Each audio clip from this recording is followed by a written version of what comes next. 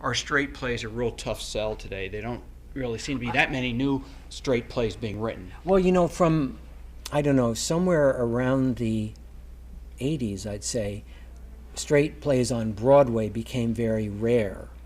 Neil Simon kept having them, and my friend, the late Wendy Wasserstein, managed to have a number on Broadway as well. And I had one early in my career, and then a second one, Beyond Therapy, which I think was very good, but the critics didn't like it. So I actually think in recent years there have been more plays, but it's still true that it's musicals, even though they cost so much money, the payback can be so big that it seems to be easier to get musicals on Broadway. But and then in terms of Vanya and Sonia, mostly I've not been on Broadway, but I've been in regional theaters, some of them in New York, like Playwrights Horizons or Lincoln Center, and I'm very happy to have worked a few times at McCarter and Princeton.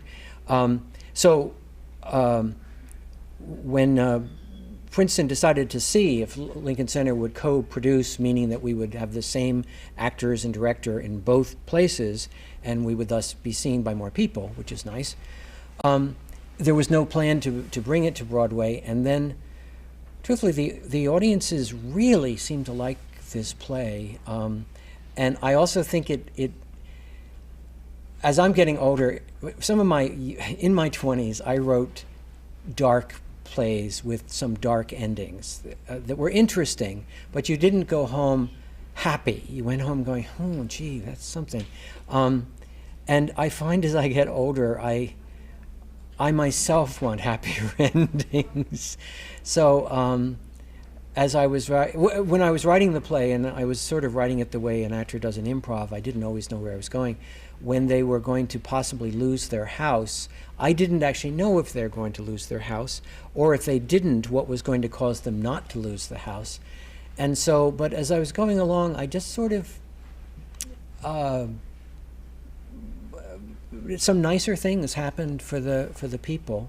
And also, I have a friend, an actress named E. Catherine Kerr, and she was starred with me in Laughing Wild together, and she likes my dark work, but she's also a very buoyant person as well. And when she saw it the opening night at Lincoln Center before it went, she said, Chris, the actors in Act Two, the characters in Act Two, they make some good choices.